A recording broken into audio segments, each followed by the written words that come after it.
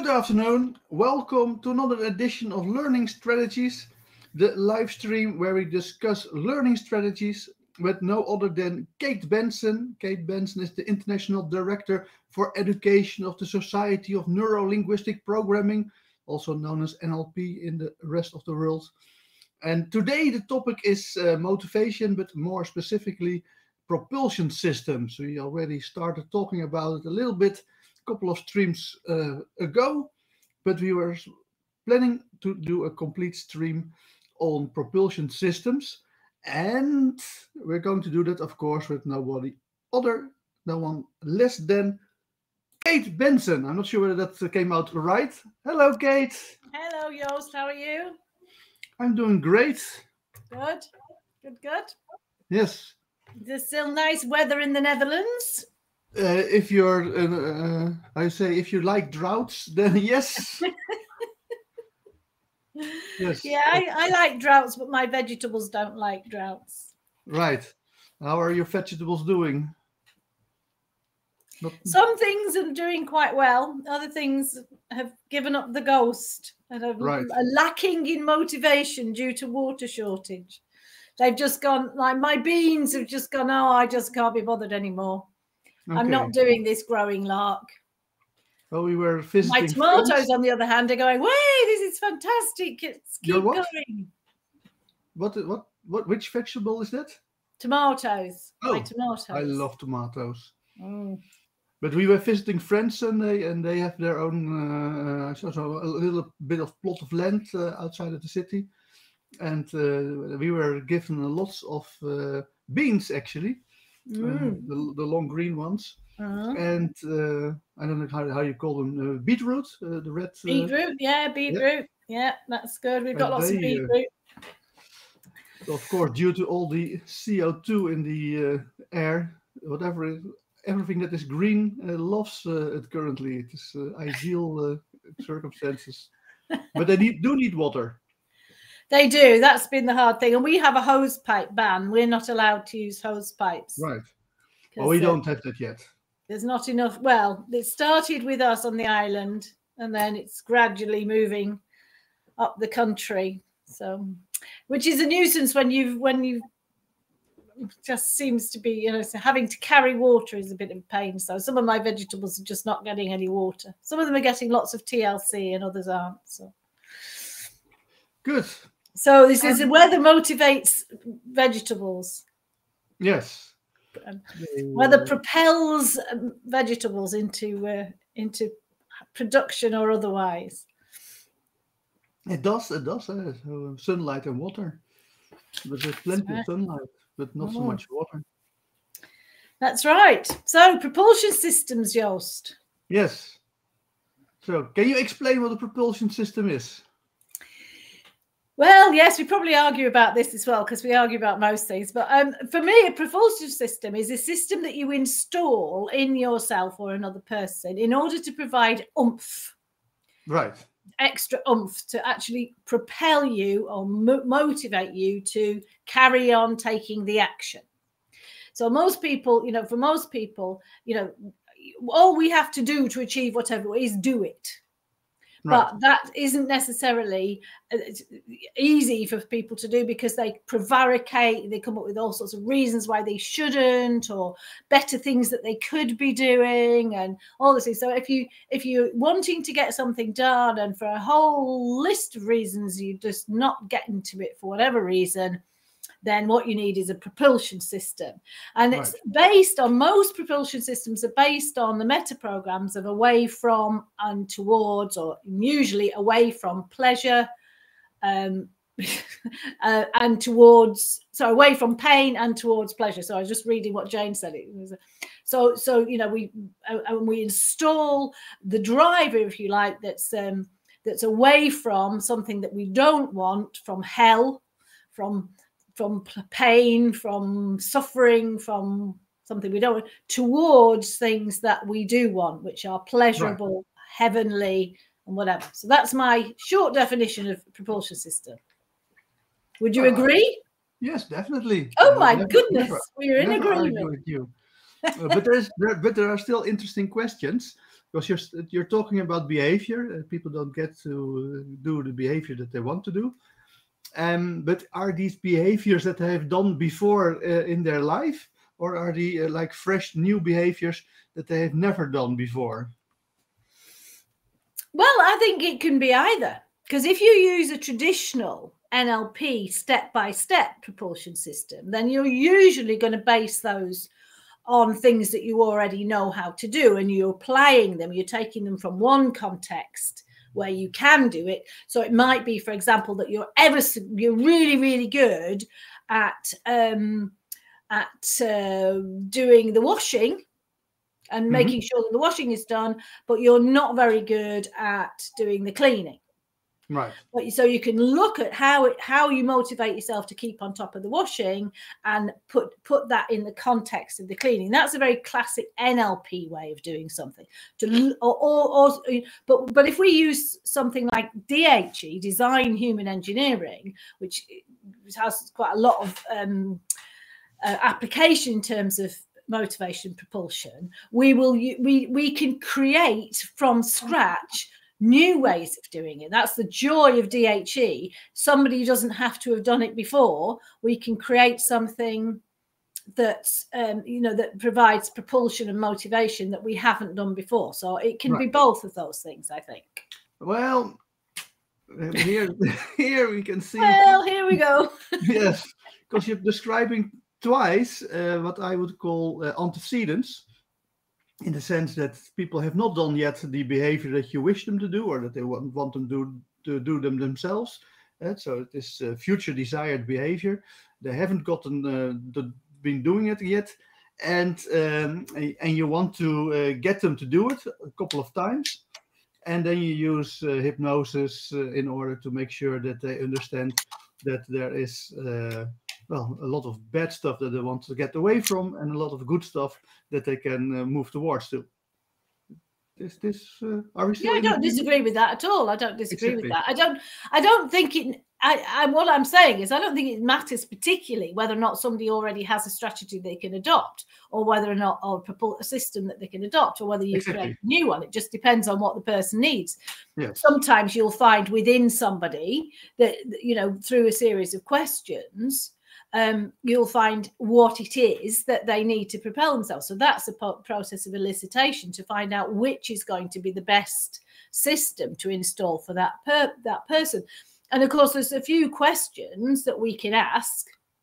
Obviously, we've got all the meta model questions that we can ask, but there are a couple of questions that we can ask which will give us a lot of information about that. And there are 4 that I think are particularly useful. And the 4 are to us. So, you have to, you've got a person in front of you who wants to get to something, or get over something, or, get on with something, or to make a change in their lives. And so the 4 questions from motivational interviewing, which they are meta model questions. Yes. But they're very targeted for propulsion motivation, are: what will happen if you don't make this change? Right. What won't happen? So that question will trigger the bad stuff. So yes. What bad stuff will happen if you don't so do what it? Won't happen? Yes. So what will happen if you don't make the change? So it's like, if I stay doing this, if I stay doing this and I never do any cleaning, then my house will fill up with dirt and the rats will move in and whatever. And then what won't happen if you don't make the change? But what won't happen is you're never going to have a lovely clean house. Your friends won't come round to see you, whatever. So you figure all the bad stuff out with those questions. So it's that helps to get the stuff behind you that's going to push you. So then you can start building pictures. One moment. But what won't happen if you don't do it? Is it what won't happen if you do it is positive, I think. Well, the thing is, this is why you ask the questions, because there's some piece that might be, well, no, what won't happen is I won't have to get the Hoover out. I won't have to do this behavior. And so there's always reasons for not doing something. So you need to know what it is. Negative consequences. Yeah. So there are negative consequences and there are positive consequences. Exactly. So if you think about this, these questions were particularly devised initially for a process for motivational interviewing, which was around drug addiction. Mm-hmm. So that's where it was developed for. So if you think about it in that context, so if you've got a drug addict or somebody who's addicted to a particular drug, you ask them what will happen if you don't change. Right. So then you've got a whole load of stuff about, what will happen if you don't change. Eventually, you run the movie far enough on, you die. Yes. You're in the gutter. You say so, and one of the things that Richard says about drug addicts is the problem is they don't run the movie far enough ahead. They only run it to the point when they're high and having a good time. They don't run it past coming down, being sick, whatever. So you want to gather all the information, but also, what won't happen if you don't make the change is an interesting question to ask somebody, because it sends their brain into an interesting place as well. Mm-hmm. So what won't happen if you don't change? Well, you won't need to go through. So one of the things you won't happen is you won't go through withdrawal. You won't have horrible things happening to you, or you won't feel sick and ill and upset and all of the things that you are likely to be going to feel if you make the change. So you need to have them, because you need to have them to be able to deal with. They need to be out there so you can deal with them. You can either minimize them or get rid of them or change them in a positive way, but they're there to be dealt with then when people have said them and they're in their awareness. But also what won't happen if you don't make the change is that, is you won't get well, get married, get children, or whatever else it is you want in your life. So you're going to have negative and positive consequences to not changing. And the same with changing, but you're just going to try and build those to utilize the negative consequences to propel you forward, and the positive consequences to draw the person forward. So it's a push-pull. So the negative consequences are pushing, and the positive consequences are pulling you towards propelling you to change. Yes. So then the other two questions, just to finish off. Yes, I'm going to those questions, but my point is that those are not real consequences, because they're still antecedents. In the sense, this is what you ask them or tell them beforehand. Yes. But you're talking about it is talk about positive and negative consequences. Yes. Well, they are antecedents because they haven't happened yet. Exactly. So the other two questions. And the other two questions, again, these are all elicitation questions. This is in order to be able to install the propulsion system in the first place. So the other two questions are the opposite of that. So what will happen when you make the change? And of course, here you're using your language. Before it was what will happen if you don't. Yes. And this is what will happen when you do. So you're building a little bit of propulsion in your language there by making the assumption that the changes will happen. It's not an assumption, it's a truth that you push onto them by using the word. Okay. So it's stronger than assumption. It becomes a truth, hopefully.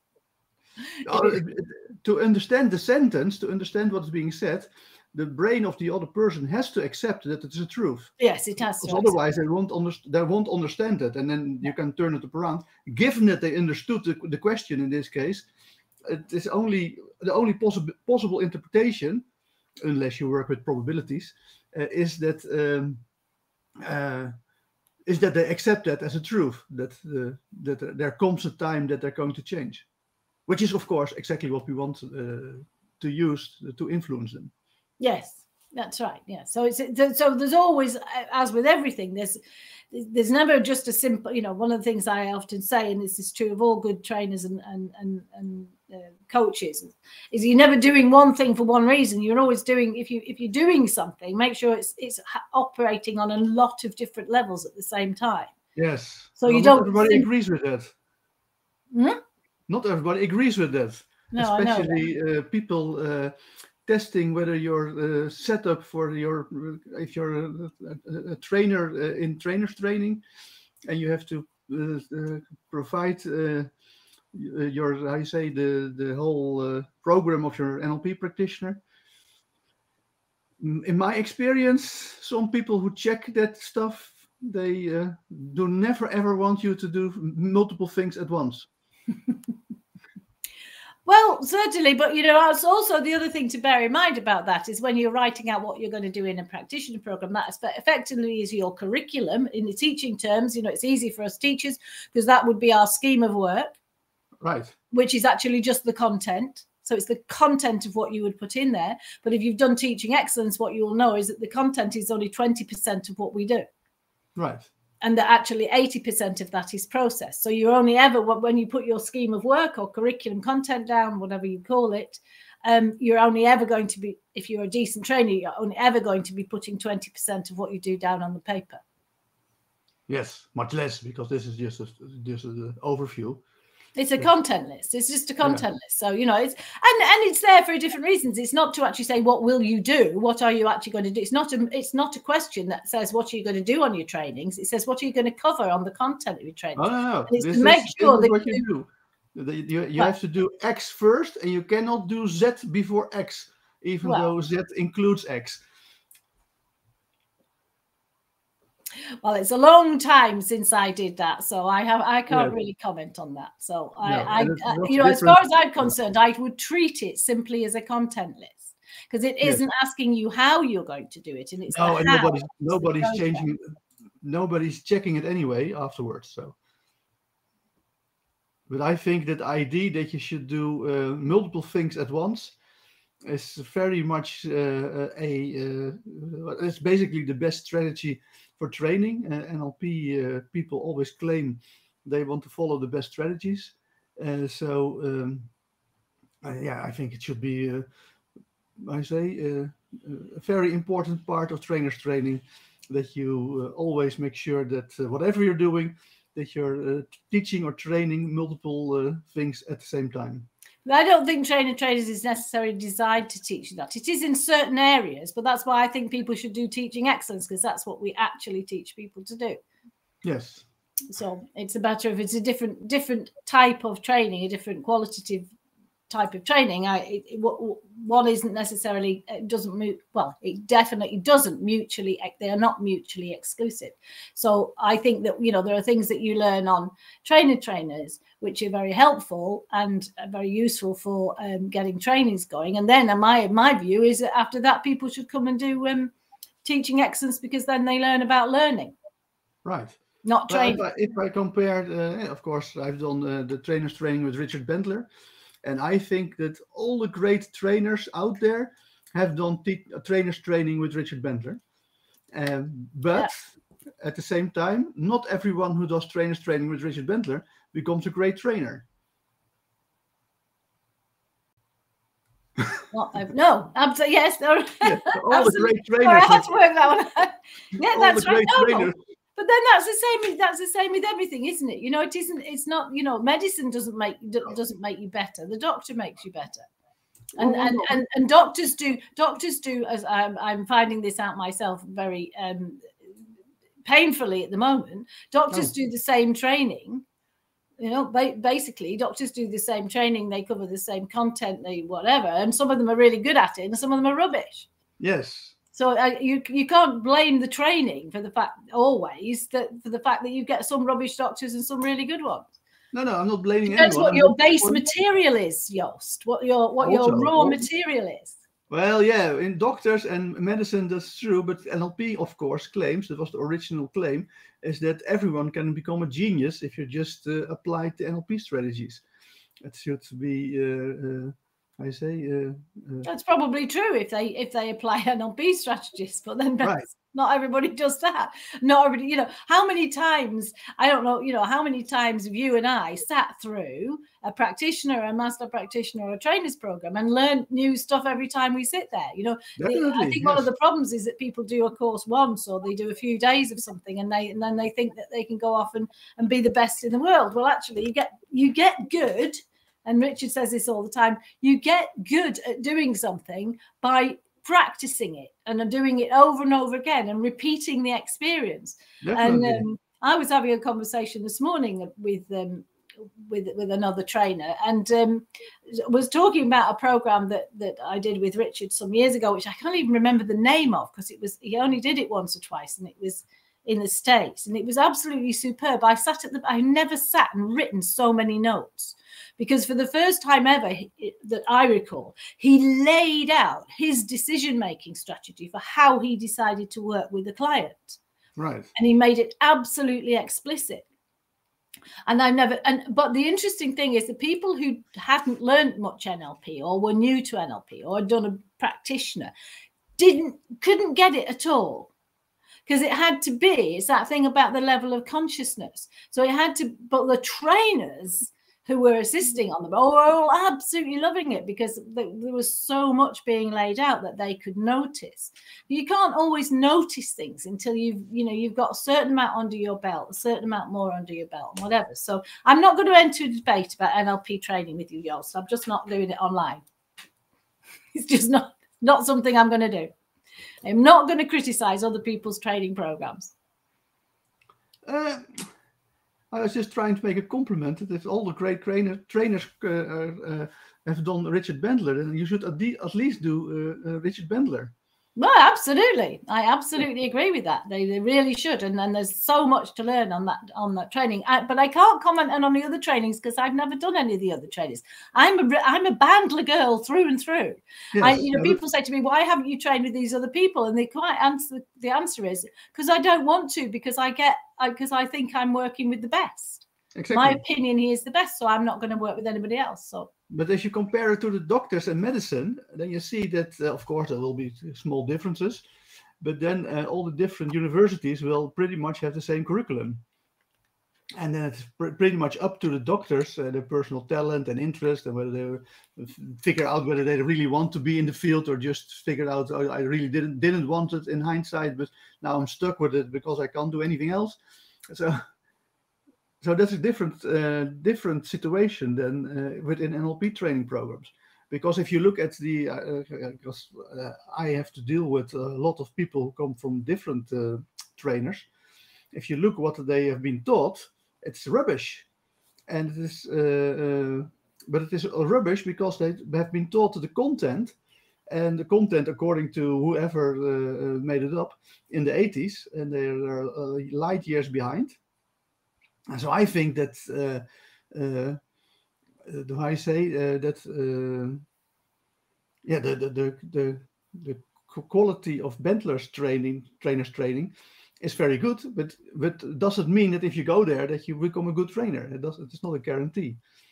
And as you said, you don't learn everything. So I think the combination of Richard Bandler and your work with teaching excellence, and I also think Owen Fitzpatrick's work on public speaking, if you combine those three, then I think you have a very well-rounded, education in how to train people. Yes, I think you're probably getting there, like getting close there. And then yes, but it's like I don't see any point in criticizing other people. We just let's just say what we think is the best thing for people to do, and we're saying the best thing for people to do is to train with the good Bandler trainers, do the trainers with him, and do other things. Keep learning. That's the important thing. Keep figuring stuff out and going on stuff and learning new stuff. That's the important thing, is to keep going. That's a great. Richard is now in 72, and he's just rewriting Structure of Magic and work, and adding in, because after 30 or 40 years he's got more to say and more to learn, and I think that's the key, is to be open to new learnings. And as long as if you're one of the things I noticed, I think one of the big differences, whether it's a teacher or a trainer, whether it's NLP or not, is the difference between somebody who's good at something and somebody who isn't good at it, is whether or not they are open to new ideas and new learnings. As soon as people have decided that this is it and they've got it right and there's nothing else to add, that's when they cease to be good at what they're doing. And if people don't continue to learn and update and improve, and they're not asking themselves that question, how can I do that better? So one of the things that you say we've had, we joke about some things, is I installed in you a fear of I don't know how you say it, is that my installation in teaching excellence was to constantly look for ways of doing it better, whereas before you were content with what you were doing. And that is a form of propulsion to build into somebody to say, you know, what else can I do? How can I do that better? How can I make them happier? How can I give them more? The main thing was that before I did teaching excellence, I thought that that as a trainer you should be the shining example and demonstrate how much you know and how wonderful you are. But you taught me that it's actually about students learning something. Oh, what a novel idea. Go on a training course to learn something. Yes, that is really different. So, yeah, and that's and you see, that also is understandable, because, you know, that's, again, it's not a criticism. If people go on a good trainers program like the NLP Society one, and they learn what they have to do. So what is it? So the focus is on you and what you're doing.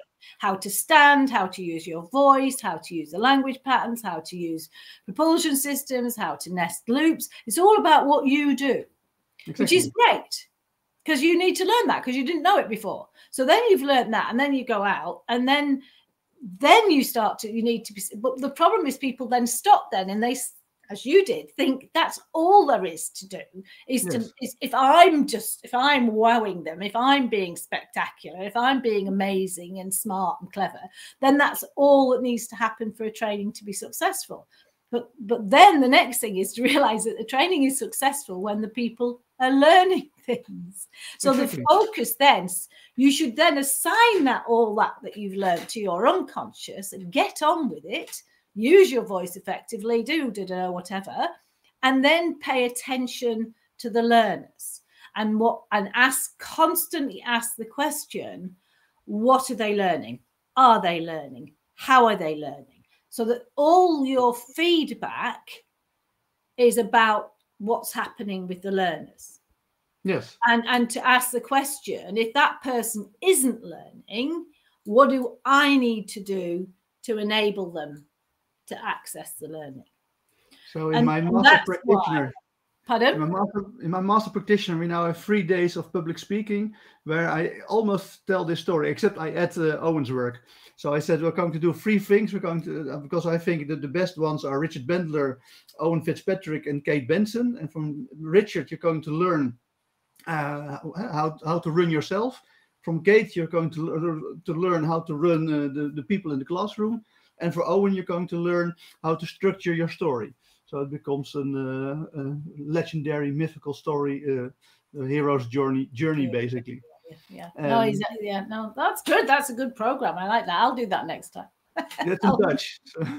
Yeah, that's a shame, isn't it? Yes. Anyway, let's get back to this propulsion thing. We always you love to. You were doing the motivational question, the motivational interviewing questions. So the first question was. So the first 2 questions are: what will happen? What will happen if you don't do something? Yes. Change something. What won't happen if you don't change something? So that gives you 2 sets of information. One is about very much staying the same. The other is about not changing. And then the next 2 questions are: what will happen when you do make the change, and what won't happen when you do make the change? And that then provides for the majority. There will always be some negatives there, but that provides the majority of the reward for making the change. So the positive it is a promise of reward. It's a promise of reward, the promise of the positive consequences. Because that was my original, you said about cleaning and washing. And so someone is very good at washing, but not very good at cleaning. Well, those are, of course, behaviors that have been done many times in the past. And my brain just says, okay, but washing is probably giving them lots of more positive consequences than negative consequences. Mainly, I have nice clothes and I can go to work, or I can go out because I can have actually clean clothes to wear. Whereas then in your example, cleaning the house does not have positive consequences for that person. And that is why he or she basically stopped doing it. I think you agree with it, right? I will, but if you take that to the extreme, You know, if you look at people who are hoarders, for example, Right. you know, what won't happen if you don't change is that people, you know, one of the things that won't happen if you don't change are, you know, people won't come round to see you, or you won't see, because what happens is people get so clouded and cluttered and dirty, people stop going, and then you also are too embarrassed to invite people round. So what won't happen is you won't have a social life, you won't have a family, you won't have people you love coming round, which can be a very big motivator. So when you change it to what will happen when you make the change, the same thing, the same issues come up, but they're just the reverse of that. So, you know, my friends will come round, my family will come round, we'll have somewhere where we can sit and eat, we can socialize together, I'll feel loved, and all of those things. So you know, it's often about taking it to the extremes as well, because it's at the extremes where we find the majority of the material that provides the propulsion. Yeah. And you do it with questions, and I changed it to a visual exercise, basically using the fast phobia cure process, where we first run the movie in color very fast, a lot further out, so you can see all the negative consequences of undesired behavior. And then we rewind it in black and white with circus music to get rid of the negative stuff again. And then we run a new one where you can see you're doing the desired behavior, but you can still see that there are all kinds of obstacles and negative consequences. And then we run that one in black and white with circus music. And then we run one where you see doing the desired behaviors, but also getting lots of positive consequences. And that's the one that we keep. All right. Okay. Well, that's a good way of doing it. Yeah. I think it's a lovely propulsion system, that nice and neat and tidy. And of course, if you're using DHE, then you wouldn't necessarily need that material from that person's life, or you can, but it's still what they can imagine. I remember working with them on a DHE course with a girl who, because you work with sounds quite often on DHE, so you'll have, rather than have, you have a sound that evokes a kinesthetic, evokes a feeling, essentially. So if you have a lovely, rich, warm voice that's saying something lovely to you, which is drawing you forward, and you have a horrible, scratchy, nasty voice saying something nasty behind you, it creates an away from feeling, an unpleasant feeling that you want to move away from. So it's quite physical in that sense when you're doing DHE. You put sounds behind that make you feel a bit like that, and then you put lovely, warm, nice, propelling things that make you feel like that, so you want to move towards them. And I remember this particular girl, she wanted to have a propulsion system for creativity, to be more creative. It wasn't a particular thing she wanted to change or overcome or whatever. So it wasn't, as we were talking about, getting over an addiction or changing a behavior or doing something, you know, more. This was about generating creativity. So one of the things that she had was this funny voice. She said she wanted a voice that went, nah, which was like, really like, I'm bored. It was a sort of I'm bored voice. So I said, well, that's just a horrible thing to have. And she went, yeah, but that's the trigger for her, was to, you know, that sort of feeling of, nah, there's nothing interesting happening, I'm bored, was a trigger for her that started to make her propel towards being creative. Right. And I remember thinking it was a really interesting one, because it's quite nebulous. The idea of being creative is very unique to each person. You know, of course, we from the behavioral analysis department would say, okay, yeah, be creative is not behavior. What are the actually creative behaviors that you want to do? Is it painting, writing, poetry? Well, she was in the music business, but she wasn't actually. Again, it was quite nebulous, really, because she didn't want to, you know, play music. She was in the music business, but she wasn't a musician.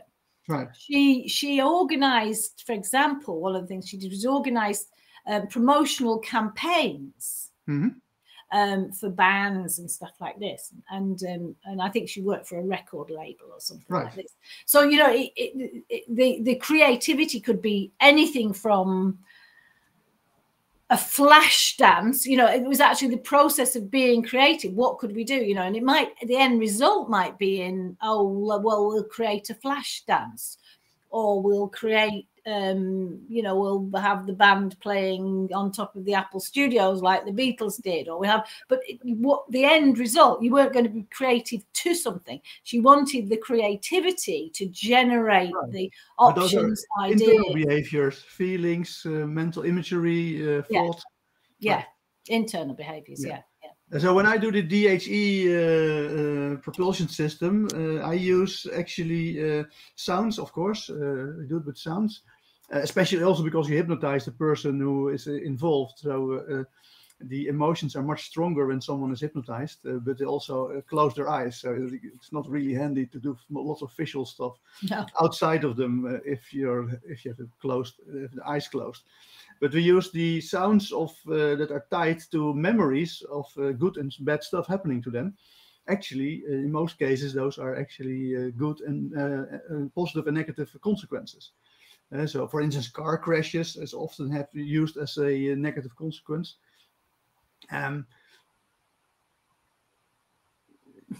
Does this make sense? Well, I mean, what, a car crash that they've actually had, or imagining a car crash? No. Those are negative experiences that they actually had in the they've past. actually had. Okay. And so, of course, if you then, so we're doing the whole hypnosis part, they're in deep trance.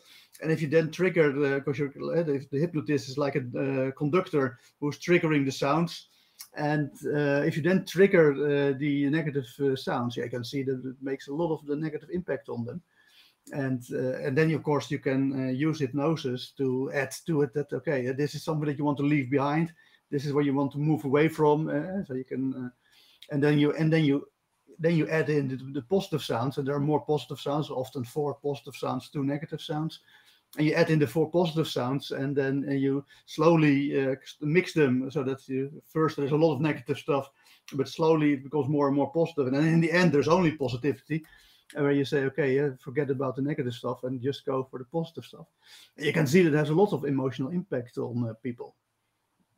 So when you just for this, when you're doing that in a DHE context, are you using it in that classic DHE where you have different people around with different yes, of course. We do it in training programs. So just clarifying that, because people might not be confused, Yes. might be a bit confused. So when we're doing DHE, what you do is it's usually a group activity where you're utilizing other people. So you ask the person, well, what sound would you like, or not like, or whatever. So you might have somebody who's making a sound of a car crash, or the sound of a near, or whatever it is, and then somebody who's saying something very motivating and very propelling that you want to move towards. I remember on one course in DHE there was one guy who had the most gorgeous, what you'd call a deep brown voice, velvety voice, and he was in constant demand because people wanted him to just be saying, well, just do it, whatever, you know. It's like, and all the women are going like, can we have him over here? Yes. No, I say I had one session with a professional opera singer, and she was very good. And of course, yes, he was a professional, and had studied at conservatoria and stuff like that. So she still is very good at that. It's still her job. But also an amateur baritone, a very low voice male who sang in the choirs. So we had 2 of them. That was and I, of course, I DJ a lot, so I know a lot about mixing sound, so I could play with them quite well. Yeah. And now I think 9 out of 10 of the people who participated as the subject, they burst out in tears at the end, because we of course ask, okay, what is the most positive music that you like? And if you then have 2 performers who can put it on really well, that is really a fantastic moment. Mm-hmm. And of course, you know, that's a very traditional, if you like, what you're describing is very traditional ways of installing propulsion systems, using hypnosis, using DHE processes. We can use NHR processes where we combine different feelings and spin them to provide motivation and propulsion. But often, you know, in a lot of people who are not using NLP and training other people in NLP or using NLP for coaching, you have to be able to do it conversationally again. Right. So you know, I think there's a skill in actually asking those 4 questions in a conversational way. And I may have even talked about this on one of these, but certainly in my book, in Teaching Excellence, I talk about a young man who was not very motivated at college to get on with his course. And his tutor came to me and said, you know, will you just talk to him? Because he's going to drop out of this course. He's either going to get kicked out because he's a joker in the class and he's quite disruptive, or he's just going to drift off, because he just doesn't seem to have any mojo about wanting to succeed on the course. And he was on a business studies course, and it wasn't really stretching and challenging him. And the questions I asked him what would really, really turn him on, what would give him a deep sense of joy, you know, like real. And he couldn't really tell me that. And but one of the things, he had a real chip on his shoulder about his geography teacher. And he said to me, I would like to drive a Ferrari past my old school and stick 2 fingers up at my geography teacher who told me that I'd make nothing of myself. So the propulsion was in that, I'm going to show him. It wasn't a particularly joyful feeling. It was a more determined, I'm going to get him back. Revenge, if you like. It was a revengeful feeling. But I was able to use that to elicit both negative and positive consequences of his behavior to propel him. And whether or not he ever actually did drive the Ferrari down the street doesn't really matter, but it was the image, the movie that he could run that would created the feeling of, I'm going to show him, was enough to keep him going. And what we did was actually he moved on to what he was quite good at mathematics and the accounting side of things. So rather than do a generic business studies course, we suggested that he moved on to an accountancy course. Because I said to him, when he said this, I said, so what do you need to do to be able to do that? And he went, well, I need a load of money. So that's the step down from there. So, okay, so how can you get a load of money? And one of the things, he came up with is that he could deal drugs. There's a lot of they could make money that way. So I went, I didn't exclude that as a possibility. Suddenly you're very attractive to a lot of I went, okay, women. you can. But let's look at the consequences of that. One consequence is you could earn a load of money. And get lots of beautiful girls. Is that you would get caught. Oh, yeah. And you'd go to prison. And he went, well, yeah, but that didn't really put him off. What really put him off was when I said, and then what would your geography teacher say? Okay. I have had a similar situation where I had worked with his older sister, and she was really messed up. And I got her not really completely cured, to say it. It is not a cure, of course, but just to make it simple. But she was able to continue living, which is already quite a feat in her case. And her parents were very happy with that, of course. But then that's the slightest indication that there was something, wrong with the kid brother. Was a few years later when he indicated that he wanted to go into in the illegal gambling business. So not drugs, but he was running around in even a very backward part of the Netherlands, but he was getting into the illegal gambling stuff. And so they sent him off to me. There was nothing wrong with him. He just met wrong people and made bad choices. So, but I still did, okay, so you want to go illegal gambling? Okay, well, we're going to learn you a couple of techniques, for instance, spinning feelings, so you can feel good while you do the illegal gambling stuff. And of course, we do the black and white rewinding to get over the bad stuff in the past, so that when you're caught and you go to jail and you're raped in jail, that you can then rewind it backwards so that you have no trauma over the rape. And then 2 weeks later, he came back for the next session and he asked me, is there a way to get legally into gambling? That's right. You provided it for him very nicely. And then that's in a sense what I did with this boy. So once he started to think about his teacher actually being, if you like, it becoming, fulfilling his teacher's prophecy was what actually provided more away from propulsion than even the idea of prison. He knew people who'd been to prison. It wasn't that bad. You do a bit of time, you come out, that was all right. But the idea of this guy going, yeah, well, I told you he'd make nothing of himself. Look at him now, he's in prison. That was enough to keep him up. That was enough of a negative consequence. And then the next thing we did was we looked at how else you could make money.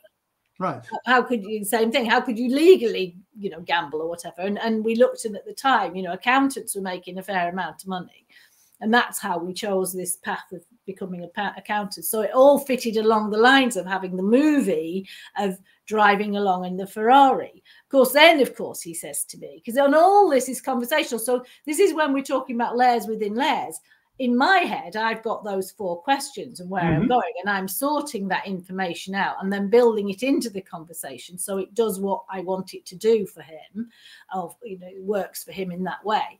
And then, of course, he says to me, he's nearly convinced. And then he goes, yeah, but I'd be really old when I do. It'd take me ages to save up. I'd be really old before I could buy a Ferrari. I'd be like 26. Right. Yes, he was about 17 at the time, And so I thought, so that meant it was too far ahead for him. I needed something to bring the timeline closer into him to make it more immediate.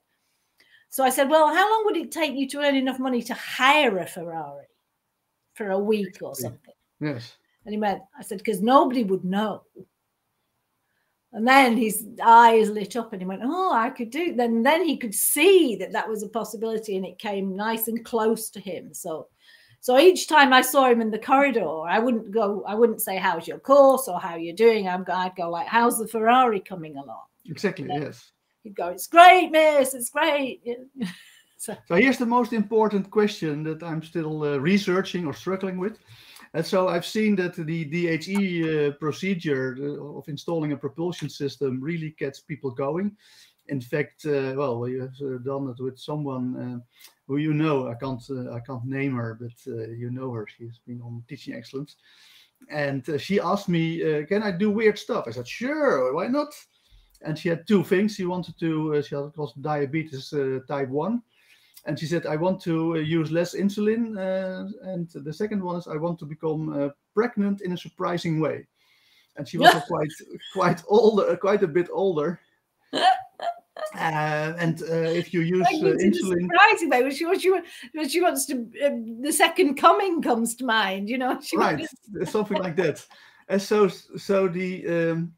the interesting thing was that because she was already older, she was already in the 30s, I think 35 at the time. And if you use insulin, then somehow it's harder to get pregnant. So she didn't want to try to get pregnant, but she did want to have a baby. But she wanted, so she didn't. But my first question was, do you have a boyfriend? But she did have a boyfriend, so I thought, okay, that part is taken care of. That helps. Yes. So we just did the DHE procedure, but we combined it with the 30-year plan of, I think, also DHE, but so that the propulsion system would be tied to her fulfilling her big dream in 30 years. And I included, you can see yourself using less insulin because you relax more and more and stuff like that. And of course, we planned in to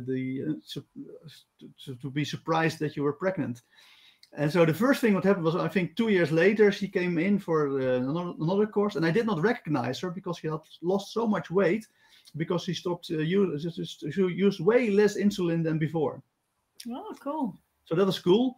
And then even a couple of years later, she wanted to go to Edinburgh when we did NLP Magic in Edinburgh. And she wanted to come there because she's into English speaking.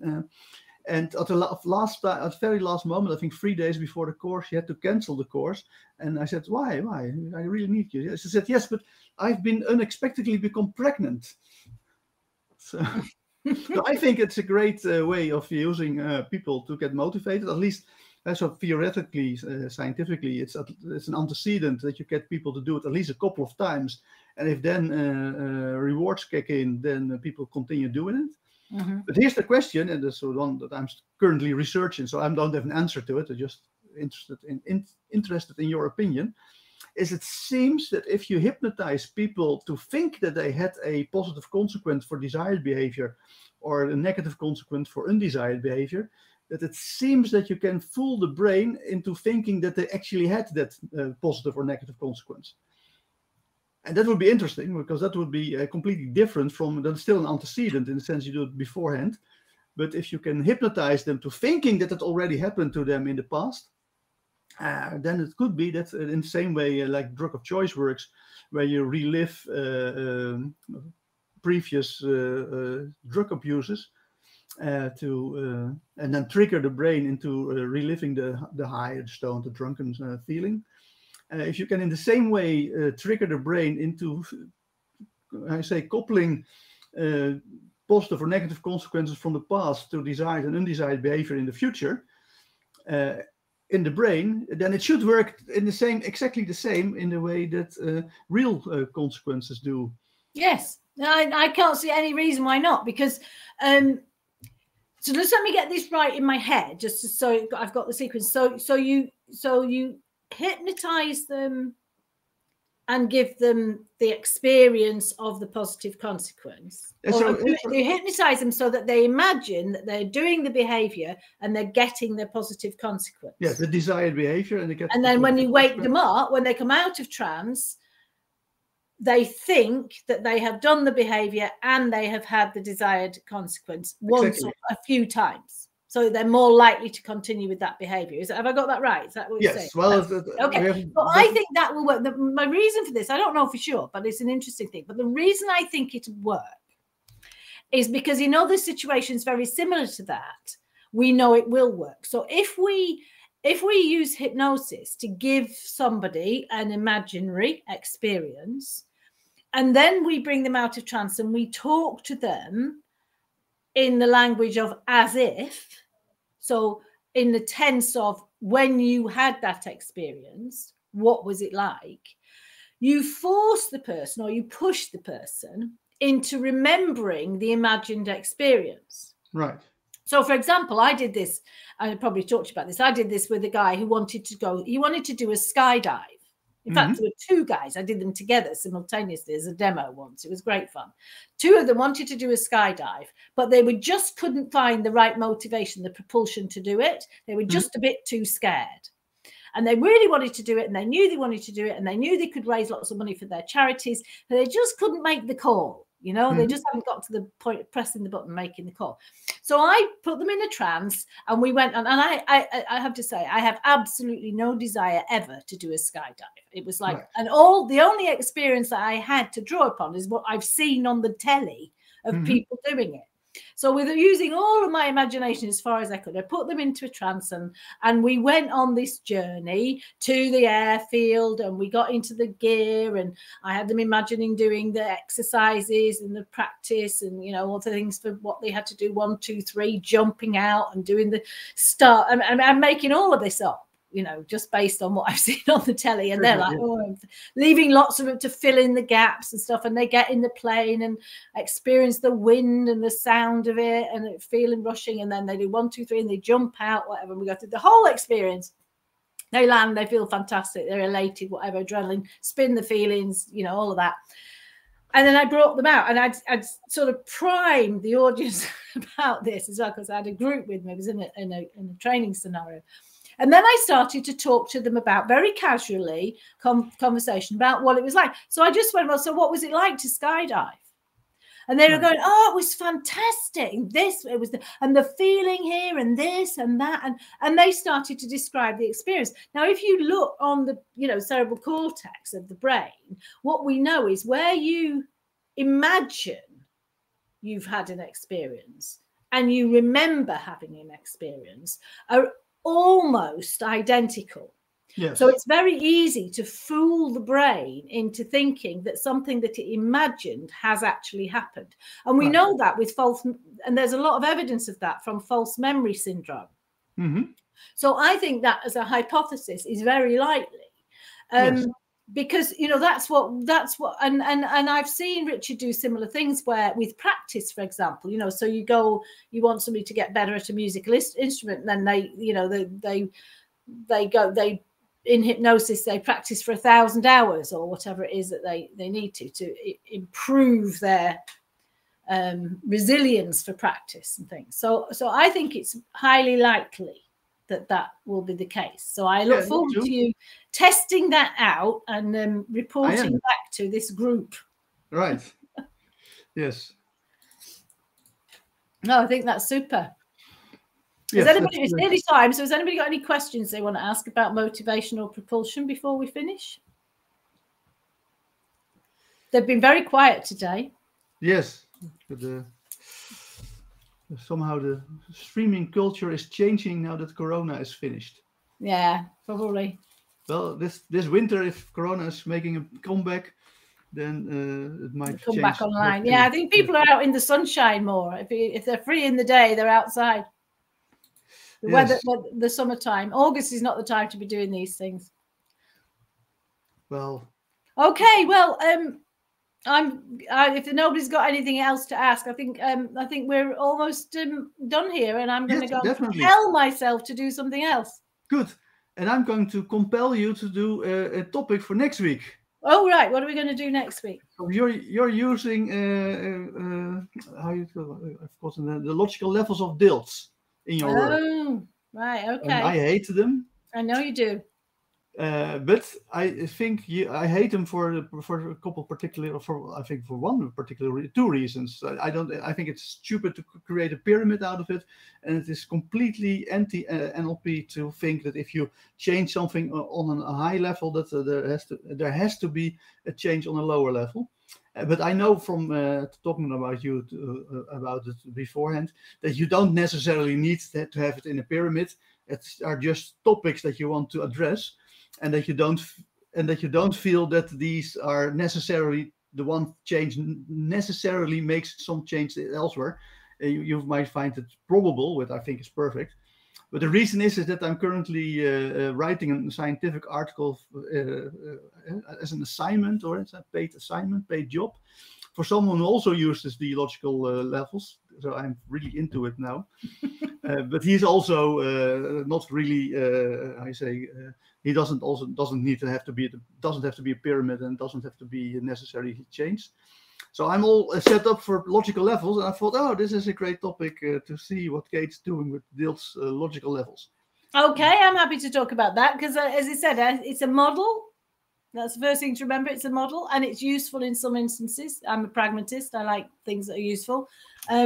But I don't necessarily believe it. But it's for me, it's a useful sorting tool to decide where to make an intervention.